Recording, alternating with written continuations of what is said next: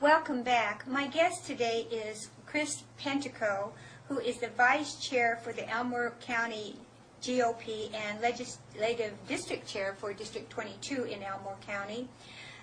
And joining us now is Chalice McAfee, who, the reason I've got Chalice here is because Chalice was involved in an incident that took place yesterday when you went to the courthouse to see if there were any records of anything having to do with you. And what precipitated all this was that the prosecuting attorney has, and I'll just read this from his request, the prosecution hereby requests the defendant to permit the state to inspect and copy or photograph any results or reports of physical or mental examinations and of scientific tests or experiments made in connection with this case, or copies thereof, within the possession or control of the defendant, which the defendant intends to introduce in evidence at trial, or which were prepared by a witness whom the defendant intends to call at the trial when the results or reports relate to testimony of the witness. The bottom line is they want copies of any reports of physical or mental examinations and of scientific tests or experiments made in connection with this case. You didn't believe that there was any such paperwork, but you went to the courthouse to see if anything was on file that you didn't know about and if there was anything connected with you that was there. And I want you to tell us what happened, and then Chalice, I'd like you to give listeners your point of view of what happened with you. Well, went to the courthouse and went through the metal detector. We thought that the correct place to check for these files was the recorder's part of the office down there. And we went down there first and found out, no, that isn't the right part. It goes back to the section where you actually pull the little number out, and I went over there and I actually got the wrong, stood by the wrong stall there, but and I asked for a copy for my own court file.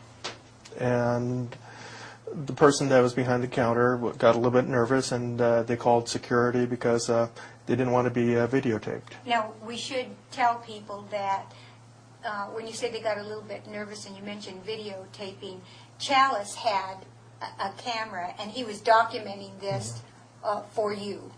Is that correct? That's correct. Okay, so then Chalice, tell us what happened next.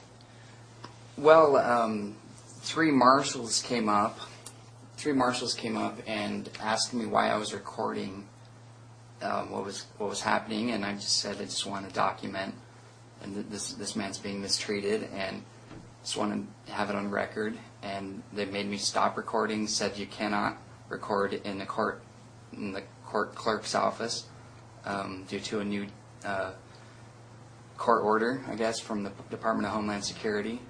And they made me stop recording, and then they wanted me to erase the recording. And the only way to do that with the videotape is to rewind it and record over the top of it. And so it's kind of a catch-22. I can't record over it, and so I can't erase it because I can't record. And eventually they ushered me upstairs to the office, the 4th floor, and they had me record it there, erase it over the top upstairs.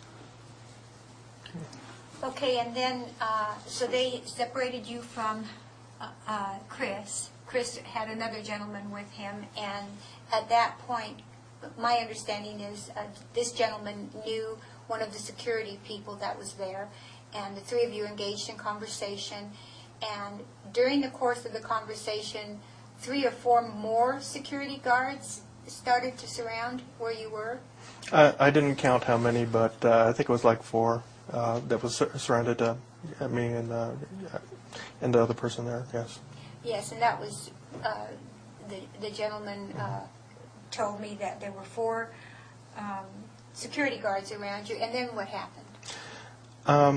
We had a conversation on what I could access and what I couldn't access, and they basically said I couldn't access my own files, in a sense. Okay, so you were asking for access to public records Yes.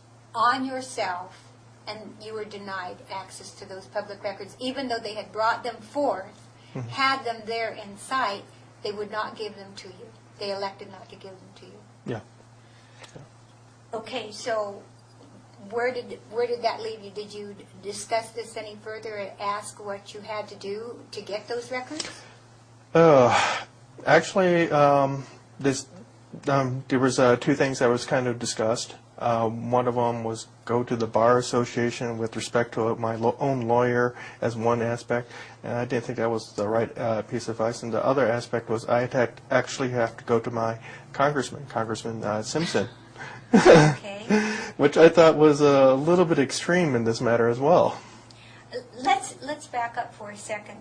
This prosecution request for copies of reports of physical or mental examinations and scientific tests or experiments made in connection with this case.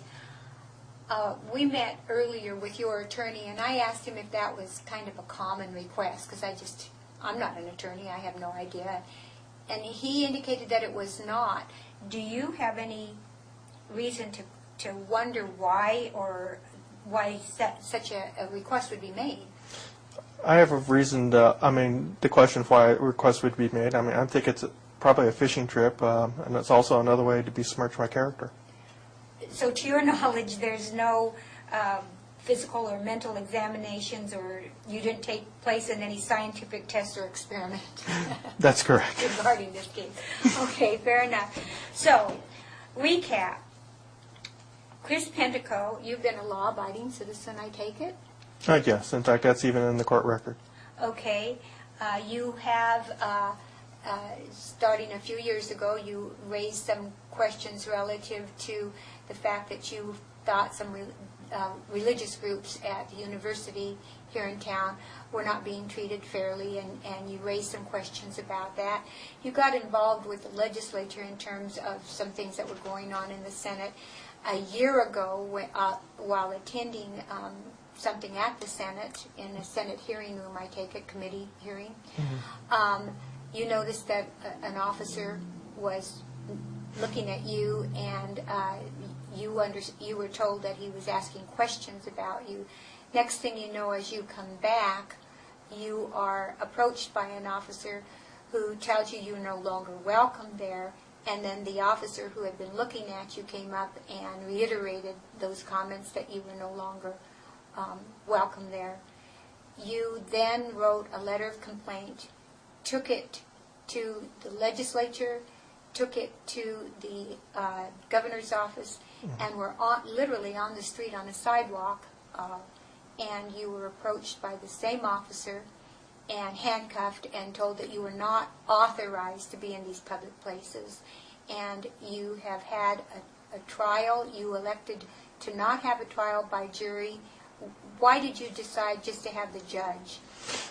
Originally, we were looking at a jury trial, but the instructions that the judge was giving was excluding my own representative's own testimony. It was excluding the First Amendment, and we couldn't get the Sixth Amendment question, who had lodged original charges against me. So in terms of your First Amendment rights for redress of grievances, he would not acknowledge that that's all you were looking for? Yeah, in fact, the comments in there were going to judge me on my conduct and not the fact of my protection of my First Amendment rights. So the Constitution was totally ignored? Yes.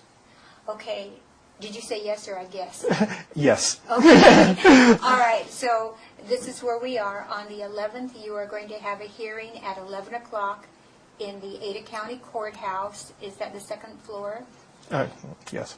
If people want to hear this again, or if they want to share this with anybody, this will be posted on our website at IdahoLibertyWatch.com